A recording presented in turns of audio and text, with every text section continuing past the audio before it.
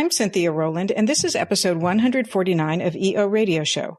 Today's episode provides a checklist for developing or improving the Diligence checklist for grant-making charities. Some grant makers do little more than check the IRS database to confirm that the grantee is currently recognized as a public charity. Others require reams of information from the grantees. What is the best approach? Well, as we lawyers always like to say, it depends. This episode goes through a checklist to assist in right-sizing the diligence task to the grantor, the grantee, and the size of the grant.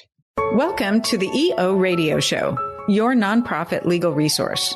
Brought to you by the Exempt Organizations Group at Farella, Braun & Martel. My name is Cynthia Rowland, and I'm a partner at Farella. I'm a business and tax lawyer with more than 30 years of experience advising clients on nonprofit and charity law. Through this podcast, our lawyers and guests will discuss a range of legal and business issues impacting the nonprofit world because we understand you work hard every day to make your community a better place to live and do business. Many of our programs focus on the basics, and at times we'll do a deep dive into narrow and complicated legal issues. Again, welcome to the EO Radio Show. We're glad you're here.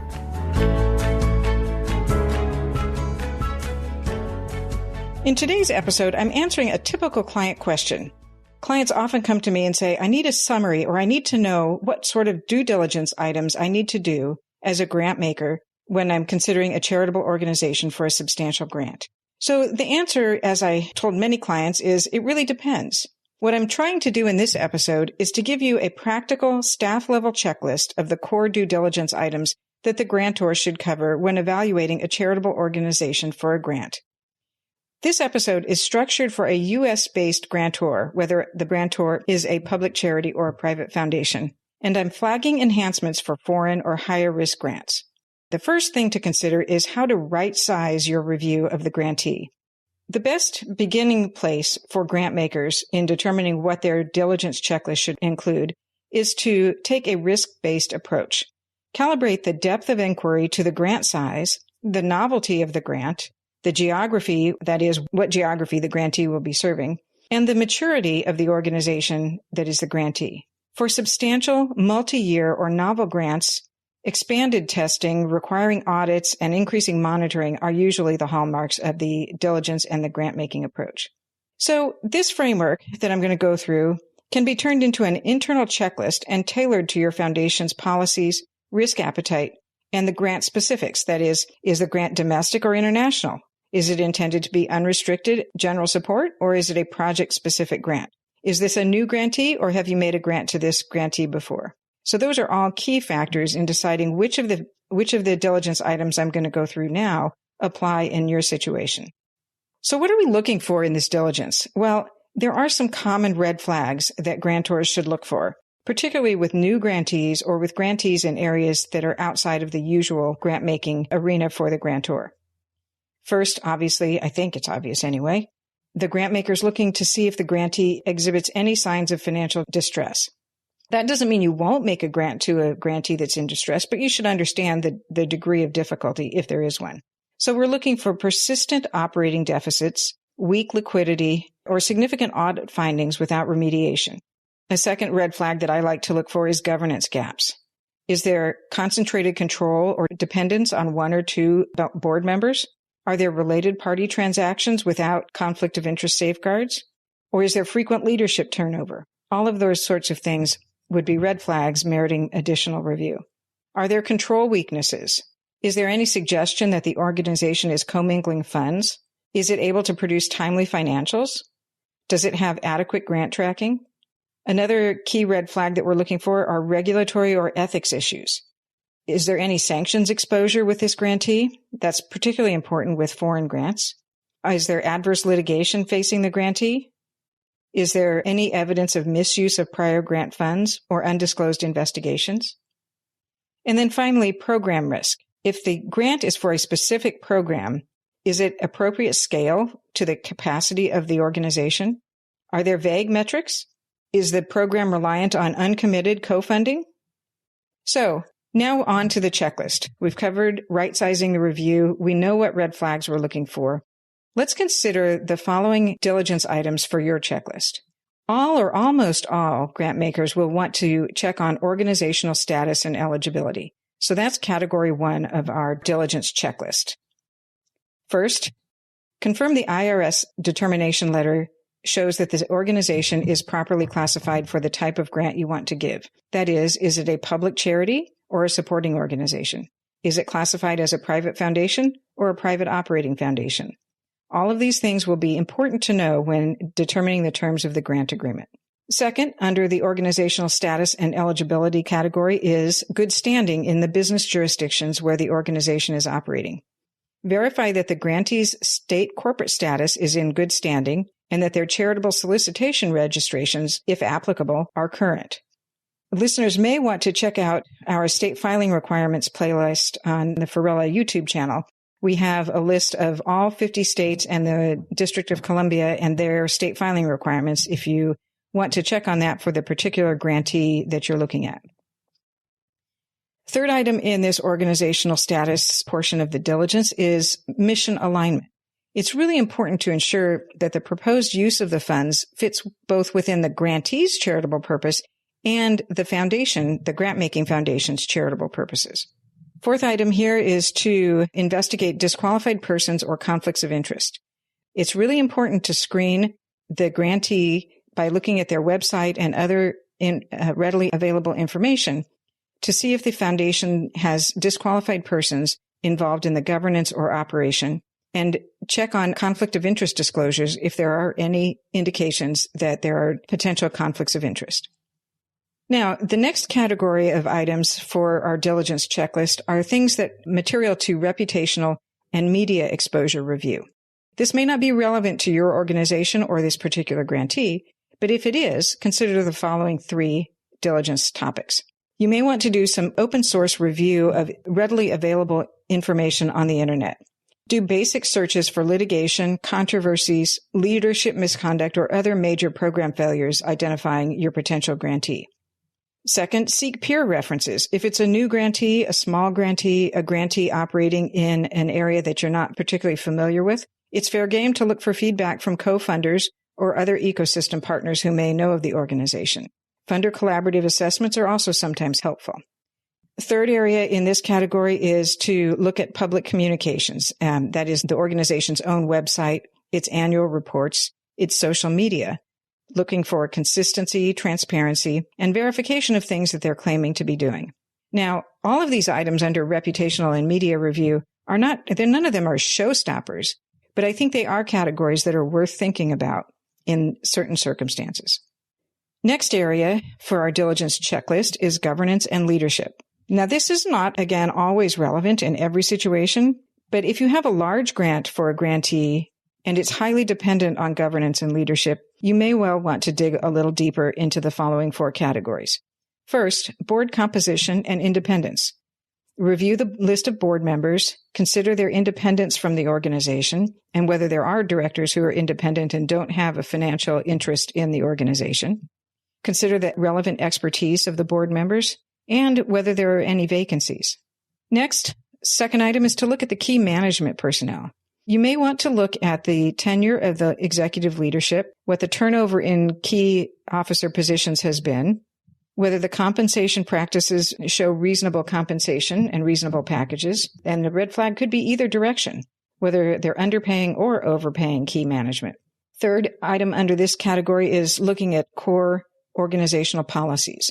When it's relevant, you may want to ask for a copy of their conflict of interest policy, their whistleblower policies. You may want to know if they have a document retention policy, what their requirements are for non-disclosure and protecting private information about the organization. And then finally, what policies do they have for safeguarding vulnerable populations that they may serve, whether it's children or the elderly. And then the fourth category under governance and leadership is to look at internal controls. If the organization has a sufficient budget to have an annual audit, you may want to ask if there are any key findings from the auditor regarding financial controls, segregation of duties, and oversight.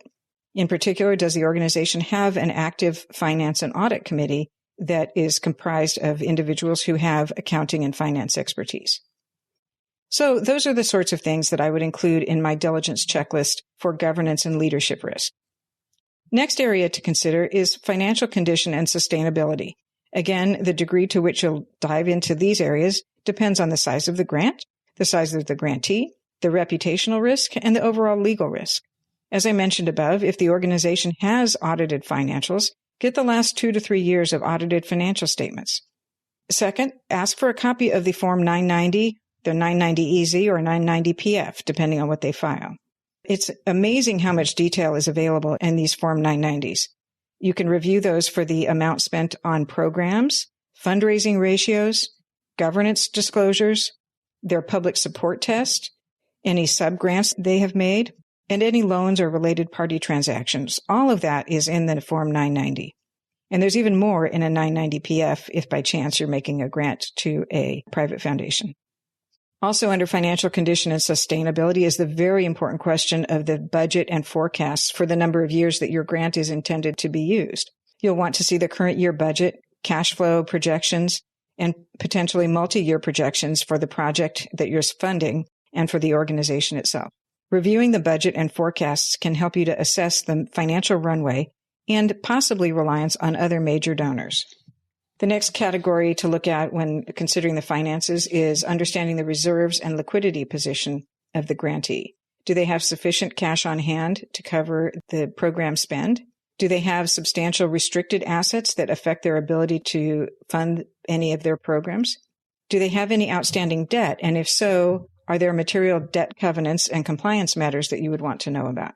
Finally, it's worth asking whether there have been any past fraud investigations or material weaknesses or restatements of their financial statements. Again, none of these items are per se negatives. They're not necessarily a reason not to make the grant, but they are important to determining the terms of your grant agreement and any controls you'd want to put on it.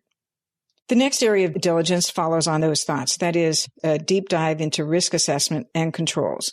And again, this is highly dependent on the grantee activities, in particular, if the organization is serving vulnerable populations or perhaps addresses environmental issues. Here you'll want to identify operational, financial, legal, reputational, and geopolitical risks that might affect the organization's ability to properly spend your grant. And if it's relevant, ask about risk mitigation strategies and contingency plans. Next area under risk assessment is insurance. Does the organization have appropriate directors and officers insurance, general liability, professional liability if relevant, abuse and molestation coverage if relevant, that is, if the organization is serving vulnerable populations, and increasingly cyber coverage if the grantee is handling sensitive data.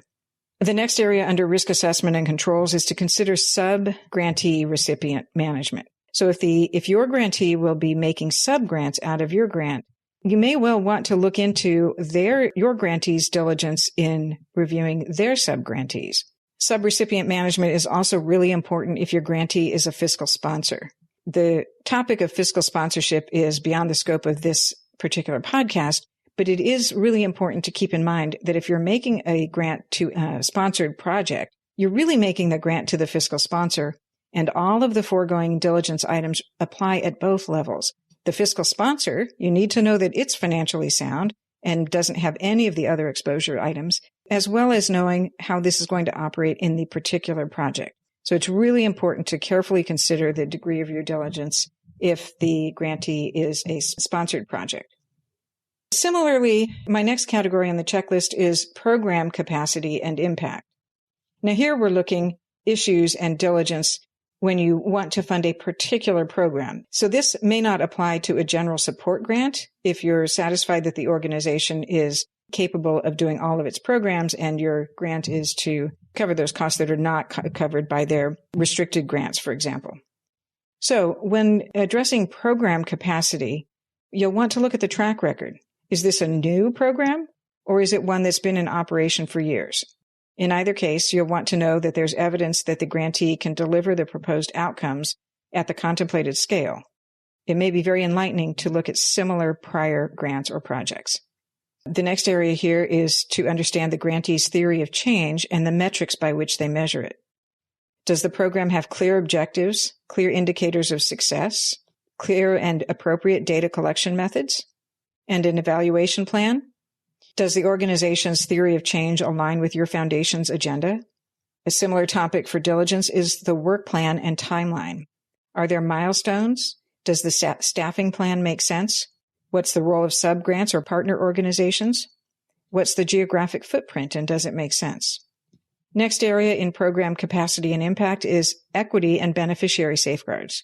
Does the organization have policies on equitable access, do no harm principles, informed consent, safeguard protocols? Now, granted, many of these won't apply to your particular grant, but if it does, these are important things to have in the checklist so they're not overlooked. The next area is good structure and documentation for the grant agreement. First is grant type. Is this intended to be an unrestricted or a project-restricted grant? Single or multi-year? Will there be a payment schedule tied to milestones and reporting? If so, very clear terms in all those regards are important at the diligence stage. Next, budget detail. If the grant is anything other than a general operating support grant, do you want to have a line item budget for the grant itself that identifies allowable versus unallowable costs? As a grantor, do you have a policy on indirect costs? Understanding all this will be highly dependent on the degree of detail in the budget that the grantee provides you. Next area for considering here is the appropriate level of reporting and monitoring of the grant. What is the grantee's expectation, and does it match your expectation for the frequency and content of narrative and financial reports? Will there be site visits? What are the deliverables that will be evaluated before subsequent grants are made? Does the grantor need audit rights? Is that even appropriate? Next area for the checklist is considerations of publicity and intellectual property. Is there an opportunity for naming rights with this grant? Will there be publications of grant results? Will there be data sharing either from the grantor to the grantee or from the grantee to others? In all of these cases, you'll want to address with the grantee and perhaps do additional diligence on intellectual property terms consistent with your charitable purpose and consistent with your organization's expectations about intellectual property. Final area here under grant structure and documentation is termination and remedies. If it's a substantial grant to a substantial grantee, or even a smaller grantee, I like to at least think about provisions for terminating the grant and clawing back unspent grant funds. If that's relevant in your grant, in the case of this grant, you'll want to identify clear triggers such as non-performance in a particular period of time, misuse of the grant funds, a legal risk exposure that comes to light, or other similar things. So if you can identify the triggers that would cause the grantor to want the remaining grant funds to be terminated, you'll want to identify that now in the diligence process. You'll want to talk through with the grantee cure periods and how they would return any unspent or misused funds. Again, these provisions usually only show up in very large grants over multi-year periods, but they do belong in a diligence checklist if that's part of your grant-making program. Next up on the checklist is legal and regulatory compliance, with a particular view on systems and policies. Again, these things may not be relevant if it's a general support grant, but for some large grants, they will be important to look at. I've got 5 categories in this part of the checklist. Consider use of funds restrictions. Does the grantee have the ability to segregate and track the grant funds? Does the agreement need to prohibit lobbying, electioneering, and non-charitable uses? Listeners may want to go back and listen to our episodes on candidate campaign activity and legislative lobbying. But for now, suffice it to say that your checklist should include questions about policies on lobbying and political activity, the degree to which they regularly train their staff on the boundaries, and does the grantee have systems to prevent prohibited activities with grant funds? The Patriot Act requires all grantors to use a risk-based approach in reviewing grantees for potential involvement with terrorist organizations. This diligence, which is typically completed by checking the OFAC designated individuals website lists, is often thought to only apply for foreign organizations, but it actually applies to any grantee. Again, this is a risk-based approach. If your grantee is a well-known domestic organization that has no red flags that they might be considered to be funding terrorist activities, then you wouldn't need to go to the OFAC website to check the names of all the directors. But when in doubt, it doesn't take much time to check the OFAC checklist and run the names of all of the organization's directors, key officers, and key participants in subgrants through that database. Next area to consider are the grantees' policies and training activities addressing bribery, facilitation payments, policies on gifts, hospitality, and conflicts of interest. These are especially important anti-corruption diligence items for foreign operations or government touchpoints. But again, they can apply to domestic organizations as well. So keep that in the back of your mind when appropriate. Final area under legal and regulatory compliance is to look at data protection and cybersecurity policies. As we all know, data governance, privacy compliance, and security controls should be proportionate to the project risk. This is especially important if the grantee will be handling personally identifiable data and health or education data. Now, for private foundations, there are specific rules that we cover in episodes 131 and 132 of EO Radio Show. And I'm not going to go through those in detail here. You'll want to check out those separate episodes. If your grant is intended to be an expenditure responsibility grant or include grants to individuals, you'll want to pay special attention to special private foundation rules. And then a final category that I'll mention here, but I'm not going to go into in detail, are international and cross-border diligence items. Take a look at episodes 99, 101, and 102 for details about equivalency determinations and expenditure responsibility when making a grant to a foreign charity. Consider local compliance.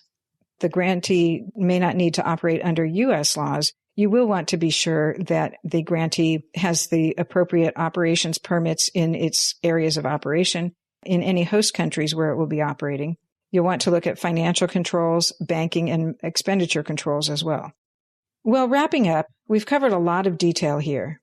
While not all of these diligence items are relevant to every organization, to every grantee, or to every grant, they do provide a good overview of the things that hopefully will help you to think through the right diligence checklist for your organization. I'm Cynthia Rowland, and you've been listening to EO Radio Show, your nonprofit legal resource, brought to you by the Exempt Organizations Group at Farella, Braun & Martel. If you have suggestions for topics you would like for us to discuss, please email us at eoradioshow@fbm.com. That's eoradioshow@fbm.com. Thank you for joining us. Until next time, make a difference.